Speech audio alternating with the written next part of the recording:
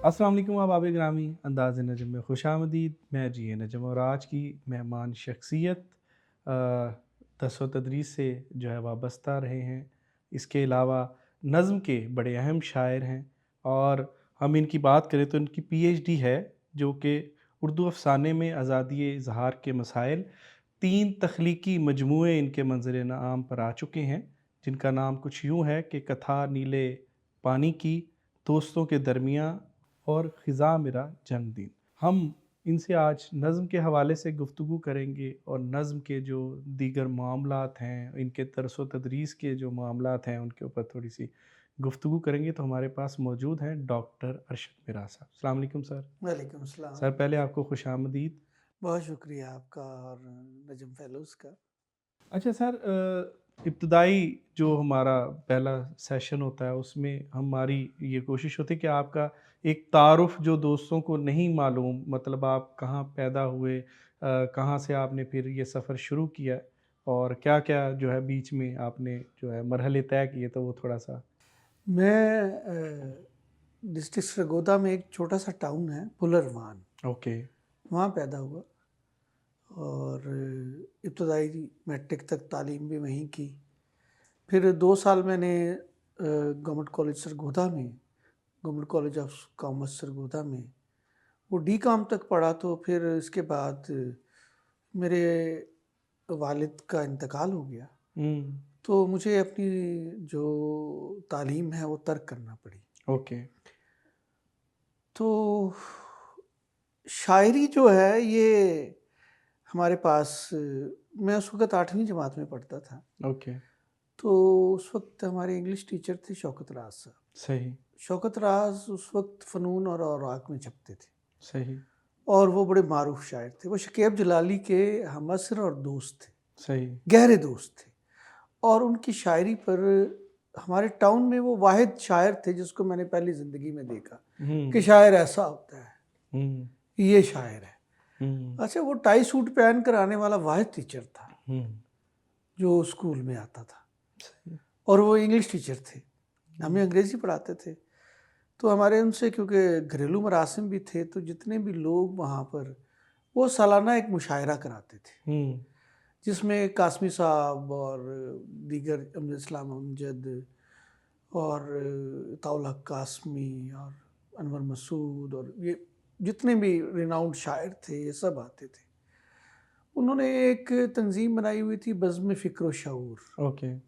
उसके तहत वो हफ्तावार उसके इजलास कराते थे। तो वो वहाँ नए तलबा जो स्टूडेंट्स थे स्कूल के, वो जिसमें अमीर मंशा, अफजल गौहर, आमिर अंसारी, ये नौजवान शामिल थे, ये उसके साथ। मैं शायर नहीं था उस वक़्त, लेकिन अच्छा। मुझे शायरी पसंद थी। सही। मैं एक्टर बनना चाहता था। अच्छा। हाँ, मुझे 2 शौक थे, एक तो मौसीकी का, तबला सीखने का, हुँ। और दूसरा मुझे एक्टर बनने का शौक था। सही। अच्छा, वहाँ वो बावजूद मैं तबला एक जगह बजाया जाता था, वहाँ वो नहीं सीख सका क्योंकि वो बदनाम ज़माना जगह थी, तो मैं वहाँ नहीं जा सका। लेकिन उसके बाद मैंने एक्टिंग में, स्टेज एक्टिंग, ओके। ये थिएटर का, वो मेरे एक कज़न भी हैं, मुहिब्बी भी हैं, बड़े भी हैं मेरे, वो क्योंकि थिएटर में थे, तो उनके रेफ़रेंस से मुझे थिएटर में जाने का मौका मिला। सही। लेकिन उन्होंने ये एक वादा लिया कि ये 2-4 जो करोगे, ये बस, इसके बाद तुमने नहीं करना, हुँ। तुमने पढ़ना है। ठीक है। तो जब वालिद की वफ़ात हुई तो फिर मुझे वो अपनी रोज़ी-रोटी के लिए प्रैक्टिकली दुनिया में जाना पड़ा। तो लेकिन इस दौरान में मुझे एक जो ज़रिया इज़हार मिला, वो शायरी था। सही। तो अफ़ज़ल गौहर और राना सईद दोषी ये मेरे क्लास फ़ेलो थे, अच्छा, ज़बरदस्त। और अमीर मंशा। हुँ। तो इन ये कंपनी मुझे हमेशा मुयस्सर रहती थी। सही, सही। फिर शौकत राज साहब के साथ वो जो नशिस्तें होती थीं, उनमें मैं बाकायदा जाता था। हुँ। उनके पास इकबाल साजिद 3 महीने आके रहा। اور 3 مہینے ان کو روز کا کھانا پہنچانا میرا فرض تھا، ہمارا۔ اچھا صحیح. میرے ساتھ ایک اور ہوتے تھے، ہم شوکت صاحب کے گھر سے کھانا لا کے اور ان کو پہنچانا وہاں کھانا، پھر ان کا سارا دن کی چائے کا بندوبست کرنا ہے۔ پھر وہاں تنویر سپرا، وہ کافی دن رہتے تھے آ کے صحیح. شوکت راز صاحب کے پاس۔ اس کے علاوہ بڑے ریناؤنڈ لوگ اور بھی جو ادبی دنیا کے تھے اس وقت، وہ وہاں موجود ہوتے تھے اس چھوٹے سے ٹاؤن میں۔ اس ٹاؤن کی بنیادی بات یہ ہے کہ وہاں شعر و ادب کا جو پودا شوکت راز نے بویا، اس کے بعد بے شمار شاعر نکلے۔ ان میں مشہور تو میں نے آپ کو 2 نام دیے کہ افضل گوہر اور رانا سعید دوشی، اور اس کے بعد یعنی نظم کی طرف پھر میں تھوڑا راغب ہوا، وہ بھی اسلام آباد جانے کے بعد۔ بالکل ٹھیک ہے سر. نظم ہی کیوں؟ آپ نے نظم کے اوپر 3 کتابیں لکھی، آپ کے جو احباب آپ بتا رہے ہیں وہ غزل کے بڑے اچھے اچھے شاعر آپ کے ساتھ موجود ہیں، تو ان میں سے نظم کی طرف آپ کیا کیوں رجحان ڈالے؟ ہاں، یہ بڑا دلچسپ بات ہے۔ میری تربیت، اچھا زندگی میں میں نے پہلی نظم ہی لکھی تھی، اوکے. اور وہ میرا ایک دوست مجھ سے ناراض ہو گیا، تو اس کے ناراض ہونے پر میں نے نظم کہی۔ اچھا.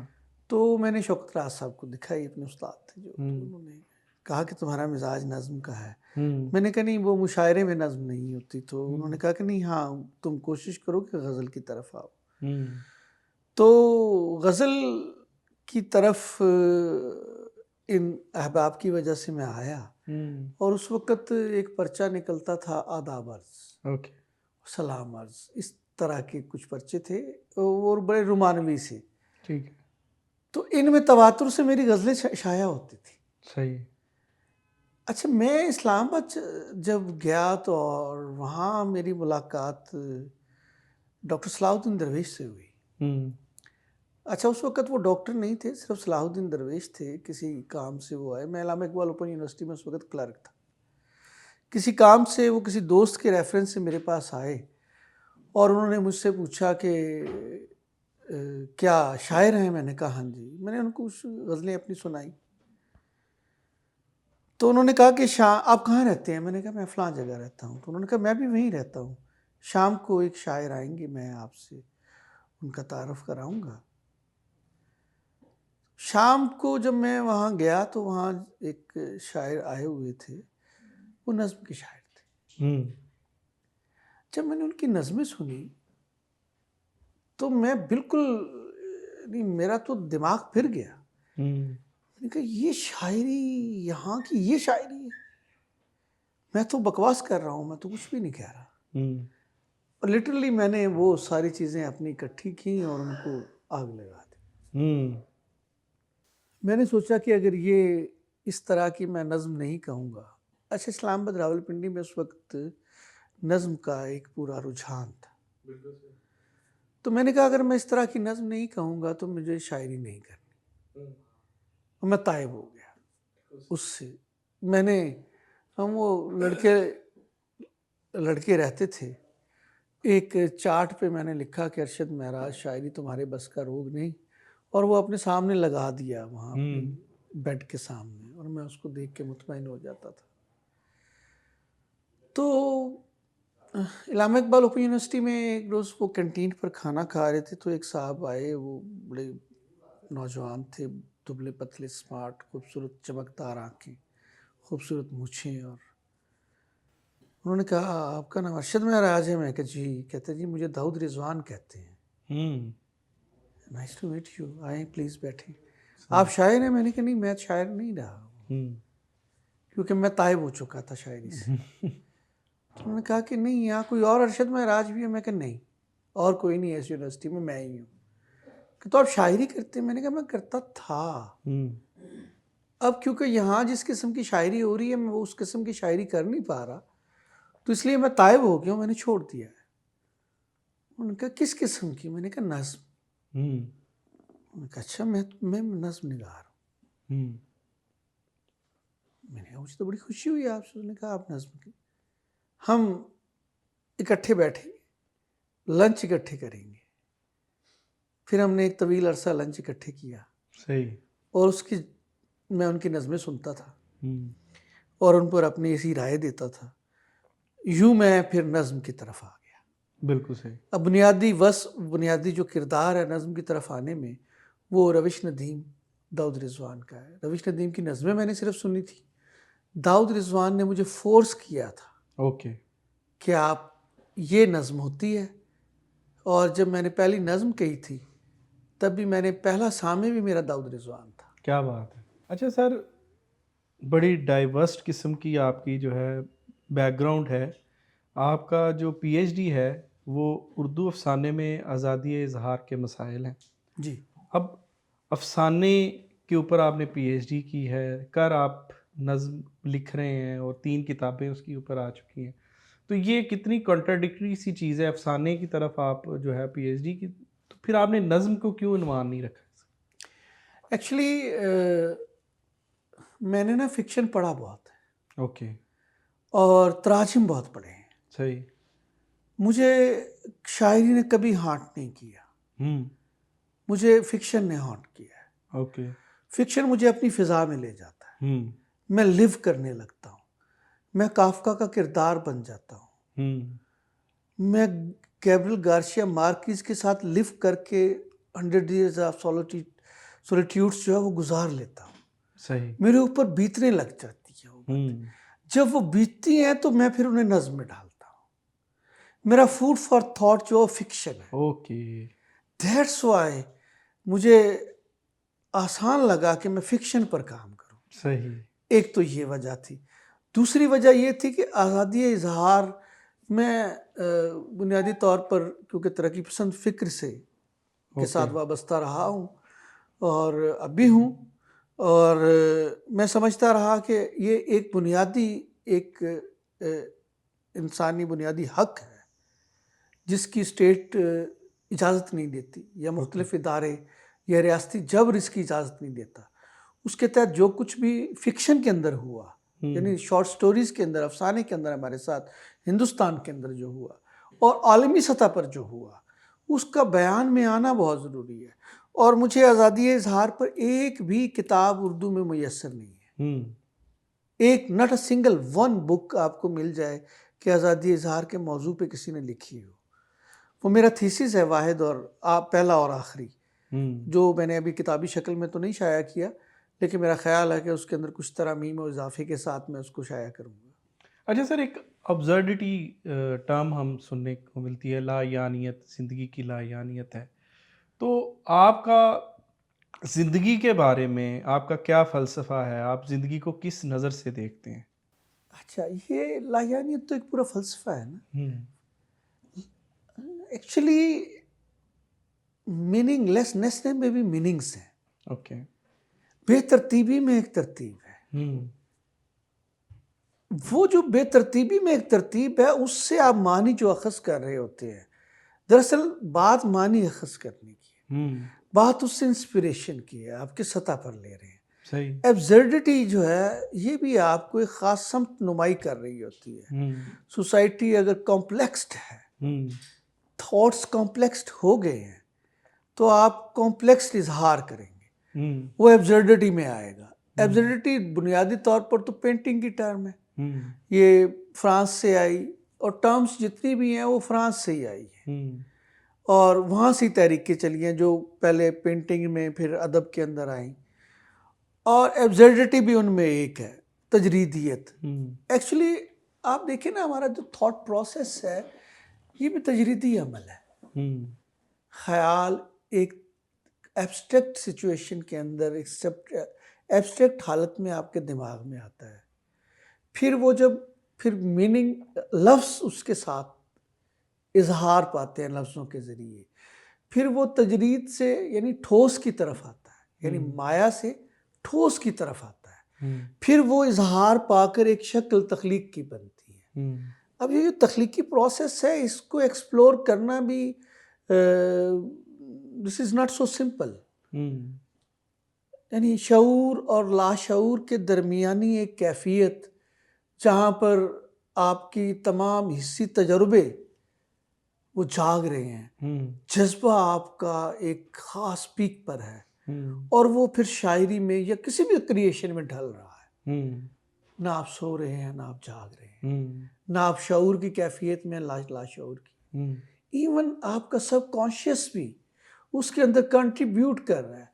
تخلیق جب بن کے اپنا فارمیٹ سامنے لاتی ہے، آپ اس پر ایک جب باہر نکل کے ناقدانہ نظر ڈال رہے ہوتے ہیں، آپ خود حیران ہوتے ہیں یار یہ میں نے کس طرح سوچ لیا، ہوں یہ میں نے کس طرح سمجھ لیا اس کو، ہوں یہ کہاں سے آیا؟ لیکن نہیں، وہ آپ کا حصی تجربہ ہوتا ہے ضرور، ہوں وہ کہیں سب کانشیس کے اندر کہیں بیٹھ چکا ہوتا ہے، بالکل صحیح. اور وہ پھر ایبسٹریکٹ کے اندر آتا ہے، ایبسٹریکشن کے اندر، ایبسٹریکشن سے پھر وہ ایک اظہار کی سطح پر کریشن کے اندر، موڈ کے اندر آ کر آپ کو ایک فریم کے اندر وہ اپنا اظہار، چاہے وہ فکشن میں ہو یا وہ پوئٹری کے اندر ہو یا آرٹ کی کسی بھی صنف کے اندر ہو۔ اچھا سر، کارل مارکس کی بات کریں، جو ترقی پسند موومنٹ ہے وہ اس کے اوپر جو ہے وہ کہ جو ہے سارے عقائد کہہ لیں، ان کی ساری جو تنظیم سازی ہے اسی کے جی جی، بیسس پہ چل رہی ہے. تو آپ کیا سمجھتے ہیں کارل مارکس کی آج کل کے معاشرہ جو چل رہا ہے اس کے اندر اس کی کتنی اہمیت بڑھ جاتی ہے؟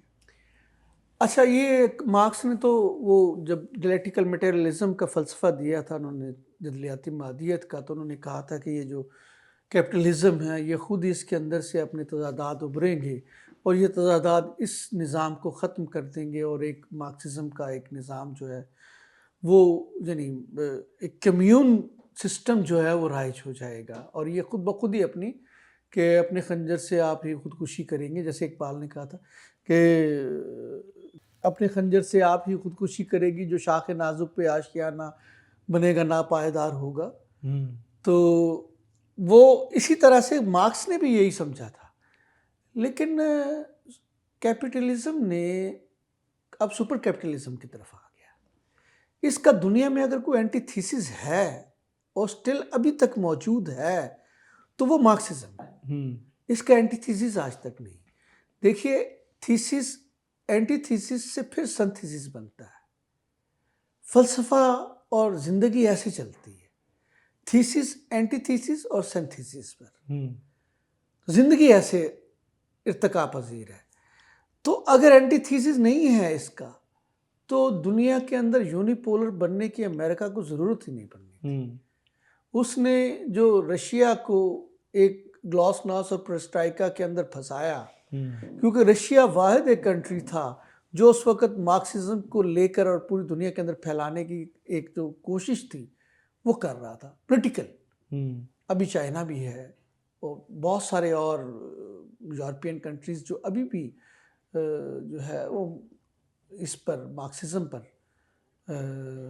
سوشلزم جن کا اپنا نظام ریاست ہے، تو اس کو یہاں پر افغانستان کے اندر خاص طور پر لے کے آنا اور یہاں پر پاکستان کا اس کے اندر انویٹ کرنا اور پھر اس کو ایک خاص جگہ پر لا کر گورباچوف کو لے کے آنا اور اس کو ڈکلائن کرنا، یہ کیپٹلزم کا ایک پوری دنیا کے اندر اس وقت کا ایک پورے کا پورا طاقت اس پہ صرف ہو رہی تھی، صحیح.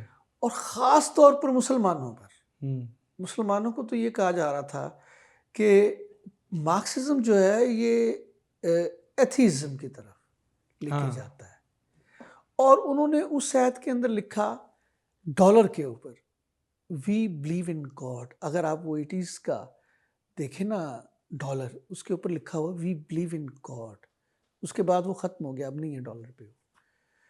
انہوں نے پوری اسلامک ورلڈ کو یہ بتایا کہ ہم خدا پر یقین رکھتے ہیں، یہ جو ہمارے اینٹی ایک نظام ہے، یہ جو ایک سسٹم ہے، یہ خدا پر یقین نہیں رکھتے، جسٹ ون تھنگ۔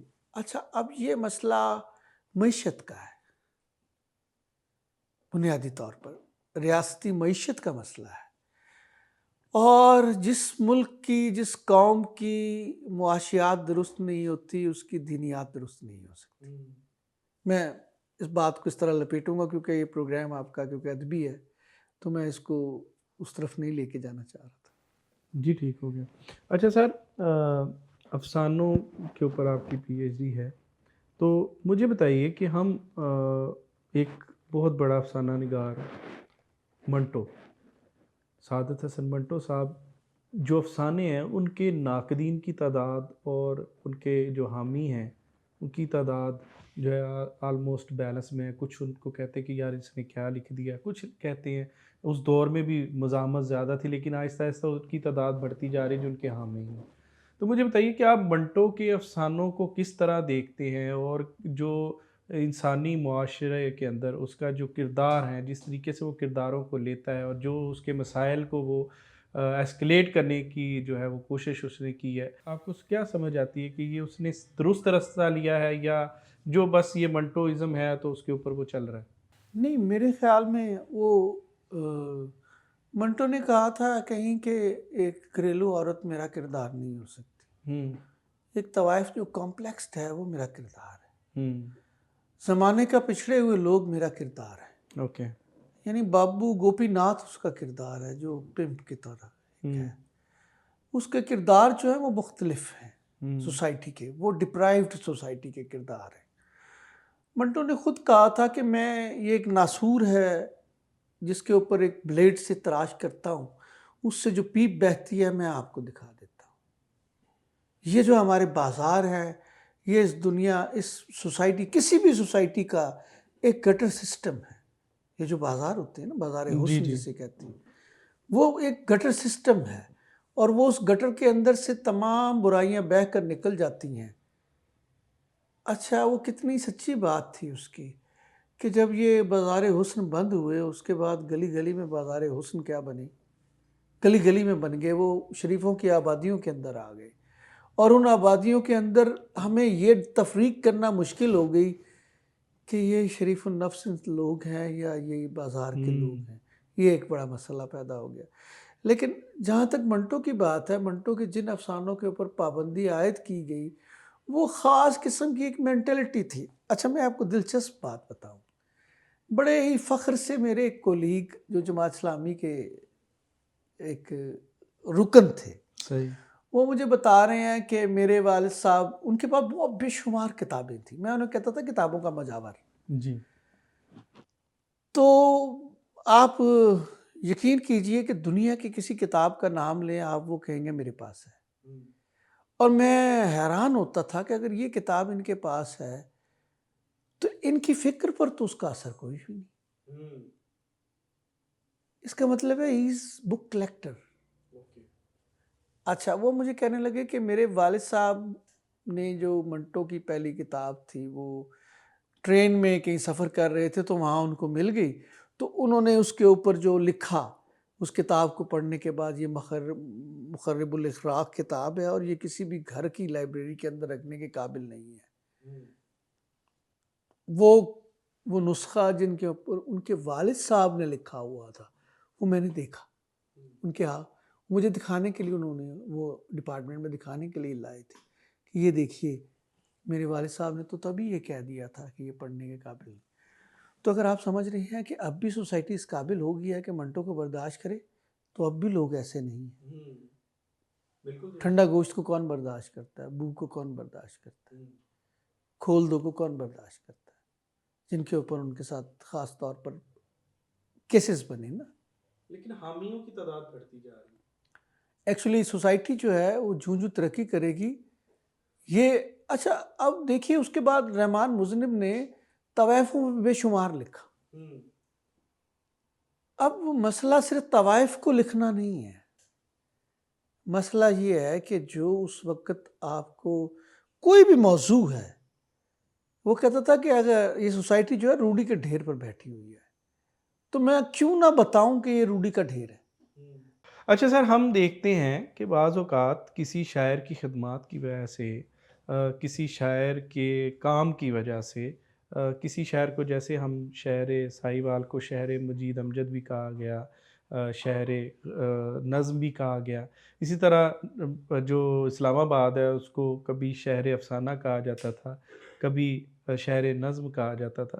تو آپ مجھے بتائیے کہ یہ جو نام کسی خاص وجہ سے جو ہے منسوب ہو جاتے ہیں، تو اس کے پیچھے کیا عوامل ہیں، یا ایسے کرنا شاید ان لوگوں کے لیے جو ہے ایک طرف تو فخر کی بات ہے، دوسری طرف کہیں نہ کہیں ان کا جو ہے وہ استحصال بھی ہو رہا ہے. وہ لوگ جو اب شعر نظم کے حوالے سے اگر موجود ہے اور وہاں پہ غزل کہہ رہے ہیں تو ان کا استحصال ہو رہا ہے. تو یہ آپ کس طرح اس چیز کو دیکھتے ہیں؟ اچھا، یہ نا یہ پوری دنیا میں رائج ہے. مثلا برمنگم پوئٹس ایک نام ہے. اوکے. وہ برمنگم کے پوئٹس تھے. کچھ اسی طرح سے فرانس میں جب یہ وجودیت کی تحریک جو ہے عروج پر تھی تو اس وقت سارتر کے یہاں وہ اس کی وجہ سے وہ کچھ خاص پہچان بنی. ٹھیک ہے. اور وجودیت نیشنلسٹ رویوں کو اور اس تحریک کو. تو جب جیسے میں یہ عرض کروں، جیسے آپ نے یہ ابھی بات کی کہ شہر افسانہ، تو ہم منٹو کی بات کر رہے تھے. منٹو حقیقت نگار تھا. اس کے بعد علامتی تحریک شروع ہوئی جس میں انتظار حسین اور رشید امجد، منشا یاد، انور سجاد اور احمد داؤد اور مظہر الاسلام اور اس کے علاوہ اور بے شمار خالدہ حسین، بے شمار علامت نگار آئے. اب یہ جو شہر افسانہ کہا گیا اسلام آباد راولپنڈی کو، تو موسٹلی جو لوگ تھے وہ اسلام آباد راولپنڈی کے اندر مقیم تھے. اس لیے اس کو پھر شہر افسانہ کا مثلا وہاں وقار بن الہی تھے، وہاں منشا یاد تھے، وہاں رشید امجد تھے، وہاں اکبر حمیدی تھے جو علامتی افسانہ لکھے، وہاں احمد جاوید تھے، احمد داؤد تھے، وہاں مظہر الاسلام تھے. اور یہ سب علامت نگار تھے اور علامتی افسانہ لکھ رہے تھے.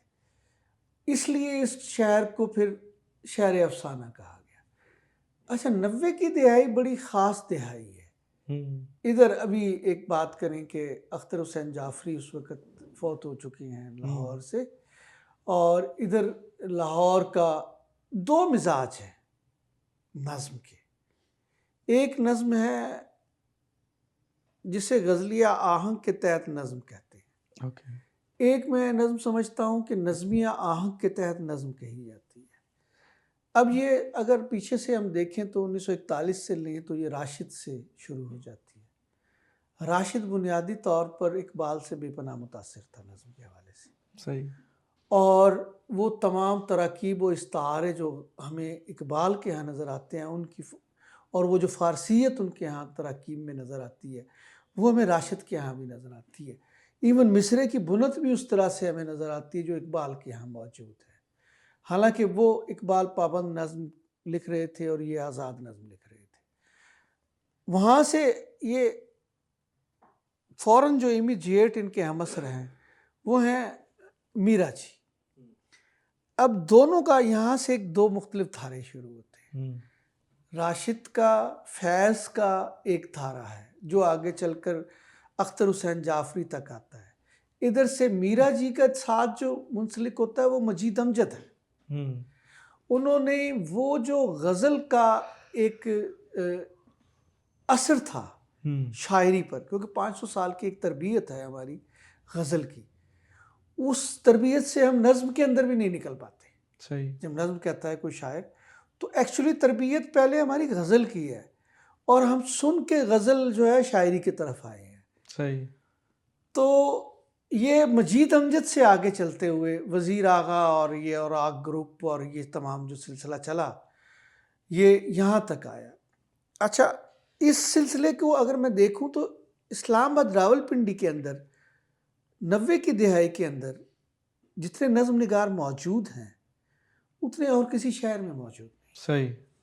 نام گنوانے میں پہ آؤں تو انوار فطرت، نصیر احمد ناصر، علی محمد فرشی، اس وقت کشور ناہید وہاں پر ہیں، ضیاء جلندری وہاں پر موجود ہیں، آفتاب اقبال شمیم ہیں، احسان اکبر ہیں، فروخ یار ہیں، داؤد رضوان ہیں، سعید احمد ہیں، اور تابش کمال ہیں، روش ندیم ہیں، ارشد معراج ہے، خلیق الرحمان ہے، پروین طاہر ہے، سرمد سروش ہے، قاسم یعقوب ہے اور علی اکبر ناطق ہے.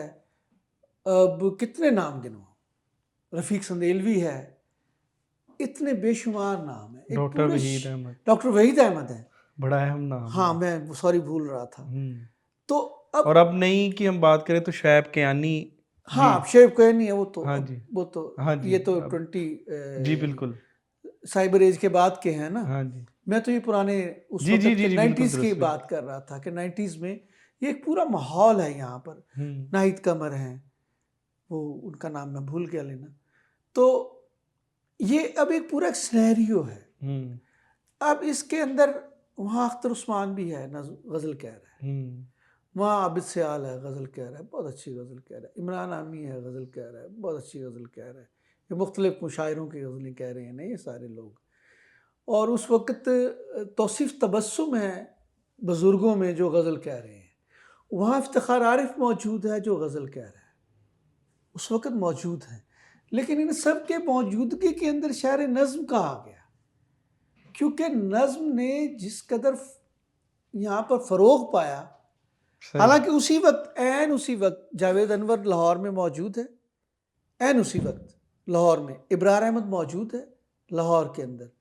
اور بھی ایک دو نام لاہور میں سے لیے جا سکتے ہیں جو اس وقت موجود تھے. یعنی مقصود وفا اس وقت بھی نظم کہہ رہا تھا لائل پور میں، انجم سلیمی نظم کہہ رہا تھا لائل پور میں، وہ بھی نظم کہہ رہے تھے. جی، اچھا یہ جو جنہوں نے اپنے آپ کو منسوب کر دیا صرف نظم کے ساتھ، بنیادی طور پر بات تو ان کو ہم رقم کر رہے جی ہوتے جی ہیں، ان کی بالکل، بات کر رہے ہوتے ہیں.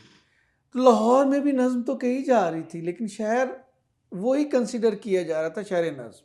صحیح، اور اس کے بعد سے اب تک نظم کے اندر کوئی ایسا فروغ نہیں ملا جو نظم جہاں تک اپنے ڈکشن، اپنے اسلوب اور اپنے موضوعات کے تنوع کے حوالے سے جو اسلام آباد اور راولپنڈی لے کے آیا تھا، وہ آج تک اور کہیں تنوع نہیں ملا. بالکل درست ہو گیا. اچھا سر، ہم ادب کی بات کریں، پی ایچ ڈی آپ کی اس کے اوپر موجود ہے اردو کے اندر، اور شاعری جو ہے ہم دیکھتے ہیں کہ جو آج کل پی ایچ ڈی کا بطور جو ہے ہم استاد آپ سے اب یہ بات کر رہے ہیں کہ ہماری جو پی ایچ ڈی ہے، ہمارے جو تھیسز ہو رہے ہیں، ایم فل ہو رہے ہیں، مقالے ہو رہے ہیں، تو ان کے اندر جو آپ کیا سمجھتے ہیں کہ وہ بنیاد درست ہے جس کی بیس پہ ہم اپنے جو ہے اسپیشلائزڈ ایجوکیشنسٹ جو ہے وہ بنا رہے ہیں، تو ان کی بنیادیں یہ آپ کیا سمجھتے ہیں درست بیٹھی؟ اچھا بنیادی طور پر دو باتیں ہیں. ایک تو ریسرچ کی بات ہے، یہ مختلف ہے. دوسری ہے ٹیچنگ کی بات. دو باتیں ہیں. میں یہ سمجھتا ہوں کہ لٹریچر کا وہ استاد جو خود کریٹو کسی بھی صنف سے کے ساتھ وابستہ نہیں، وہ لٹریچر کا اچھا ٹیچر ثابت نہیں ہو سکتا. صحیح، یہ میرا ایک دعویٰ ہے. دوسری بات یہ ریسرچ کس لیول پر ہو رہی ہے. یعنی M Phil P H D کی ریسرچ ہی ہوتی ہے نا. یہ جی جی بالکل، ریسرچ تھیسس لکھتے ہیں ہم اور اس کے بعد ہمیں ڈگری ایوارڈ ہوتی ہے. یہ معذرت کے ساتھ کہ یہ بہت ہی پیتھیٹک ہے. میں سوائے چند یونیورسٹیوں کے کوئی معیار قائم نہیں ہے. ٹھیک ہے، میں ایک یونیورسٹی کے اندر ایک بورڈ آف اسٹڈیز بلکہ نہیں بسر کی میٹنگ کے اندر میں شامل ہوا. وہاں 25 اسکالرس تھے جنہوں نے پی ایچ ڈی کے اپنے ٹاپکس پیش کرنے تھے. میں اور میرے کولیگ نے ہم نے 25 کے 25 ریجیکٹ کر دیے. ایکچولی مسئلہ یہ جو ہے، یہ جو پرائیویٹ یونیورسٹیاں اور ویکنڈ یونیورسٹیز جو ہیں ان کی وجہ سے پیدا ہوا ہے. اوکے، کیونکہ جو پبلک سیکٹر یونیورسٹیز ہیں ان کے اندر تو ایچ ای سی جو ہے وہ اپنا تمام جو قانون و ضوابط ہیں، وہ اصول و ضوابط ان پر لاحق کر دیتا ہے، اور وہ مجبور ہوتے ہیں کیونکہ ان سے انہوں نے فنڈ لینا ہوتا ہے، وہ اس کے اصول و ضوابط کی پابندی کرتے ہیں. بالکل لیکن یہ جو پرائیویٹ یونیورسٹیاں ہیں نا، یہ ان کے اصول و ضوابط کی پابند نہیں ہیں. صحیح، اب یہاں آ کر ان کو صرف فیس چاہیے ہوتی ہے. یہ فیس لیتے ہیں اور فرضی سا جو لکھا ہے کچھ بھی طالب علم لکھ کر لے آیا ہے.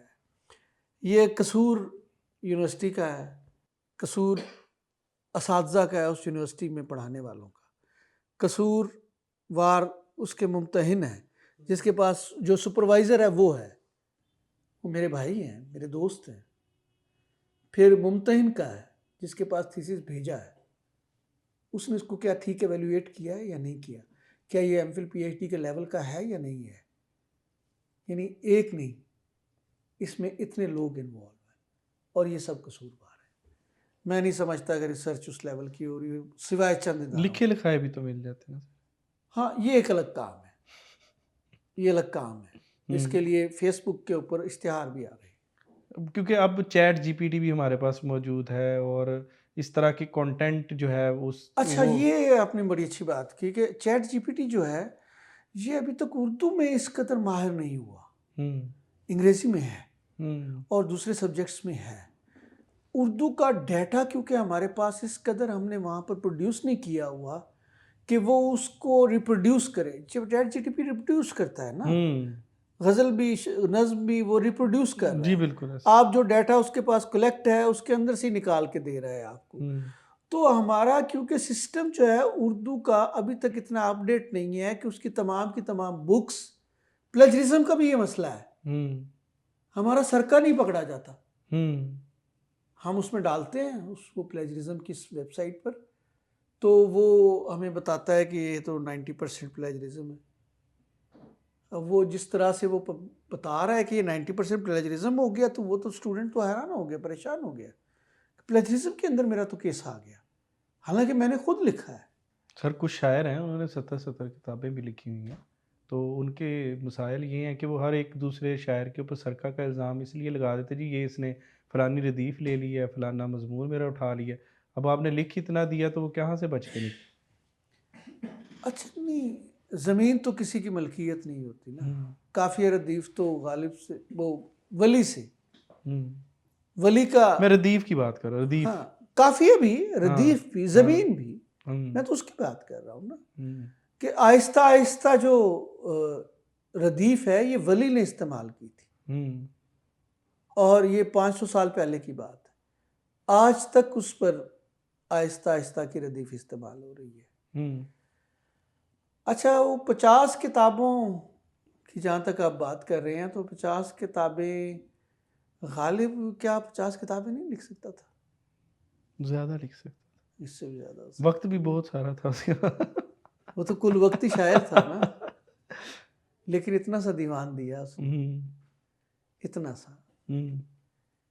مسئلہ یہ کوالٹی کا ہے, کوانٹٹی نہیں میٹر کرتی. جب آپ کوانٹٹی کے اندر جائیں گے تو آپ ہر کسی ایک پامال زمین کو لے کے اس کو برباد کر دیں گے. بڑا شاعر اسی زمین کو لے کر اسی کے اندر کوئی بڑے شعر کہہ دے گا. بالکل صحیح. اچھا اب سرکار توارد جو ہے یہ بحث جو ہے یہ کم از کم غزل کے میدان میں خاص طور پر یہ اس پر بات کی جاتی ہے سرکار توارد پر. تو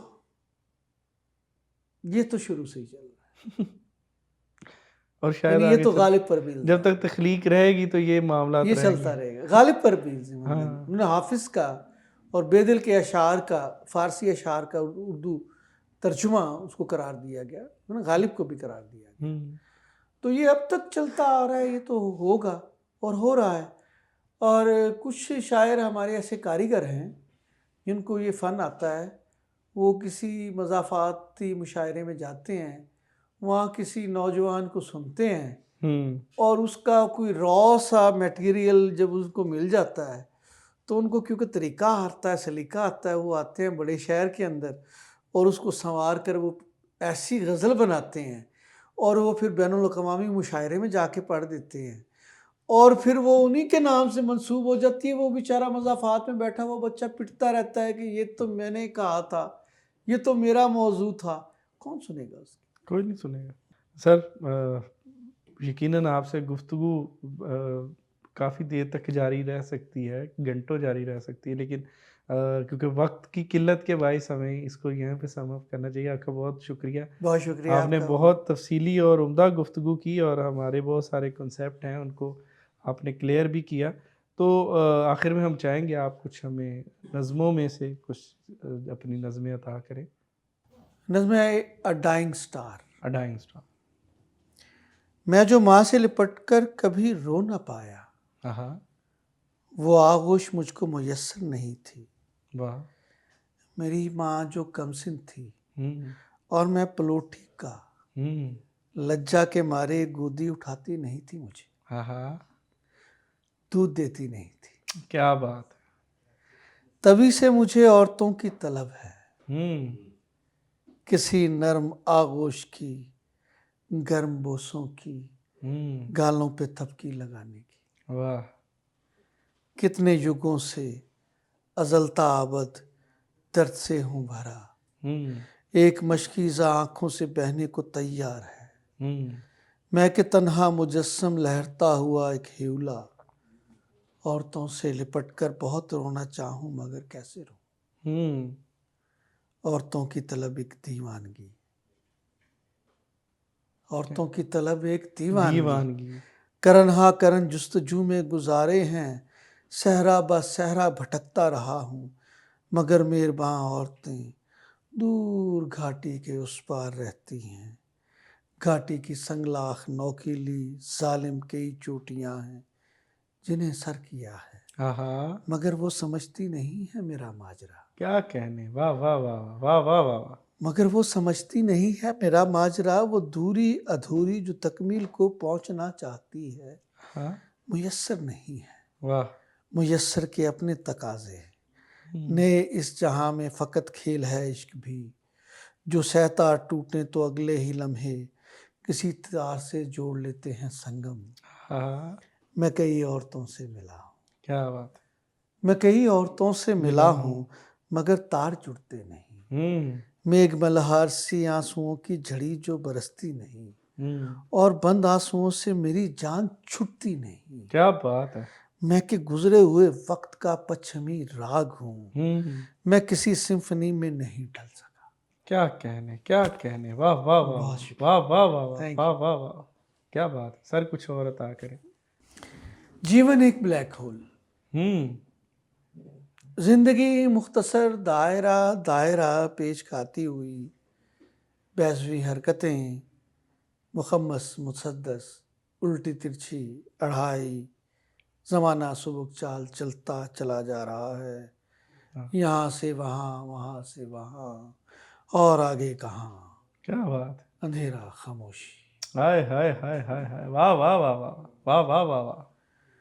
कैसी आवाज़ें हैं, सुर्ख नीली स्याह नीलगूं जादुई, अगरई धुंध है, कासनी धूप है, नुकरई चांदनी, दूधिया सुबहें, अंगार सी रात है, और अंधेरा खामोशी। हाय हाय हाय हाय, वाह वाह वाह। अब्बा उठो। मैं अब्बा की खामोशियों को समझता तो कैसे, उम्र ही क्या थी मेरी कि मैं जान लूं और पहचान लूं उसके भेजे में क्या चल रहा है। आहा, वो शरियाने कैसे फटी थी, अंधेरा खामोशी। हाय हाय हाय हाय, क्या बात है, क्या बात है, वाह वाह वाह। दर्द की ताल पर दुख थिरकता है और उम्र बढ़ती है, वाह। बढ़ती हुई उम्र का क्या है हासिल जमा, रास्तों के निशान टेढ़े मेढ़े, नशेबों भरे धूल उड़ाती हुई एक भगदड़ है, और फिर अंधेरा हाय खामोशी। हाय हाय।